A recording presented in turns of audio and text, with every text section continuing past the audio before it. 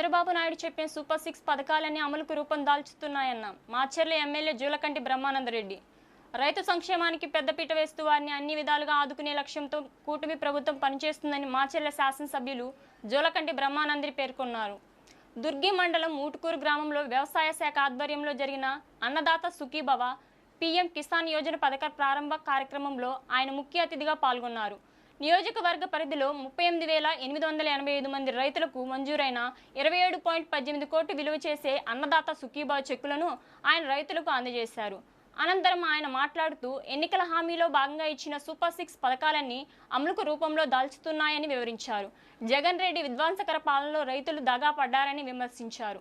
Irrigation ప్రాజెక్టులను గాలికొదిలేసి రైతు సంక్షేమం కోసం గతంలో అమలులో ఉన్న అనేక పథకాలను రద్దు చేసిన దుర్మార్గుడు జగన్ అని ఆగ్రహం వ్యక్తం చేశారు. వ్యవసాయాన్ని లాభసాటిగా మార్చి రైతులకు వెన్నుదండగా నిలబడే ఏకైక ప్రభుత్వం చంద్రబాబు నేతృత్వంలో సుపరిపాలన అందిస్తున్నది కూటమి ప్రభుత్వమే అన్నారు.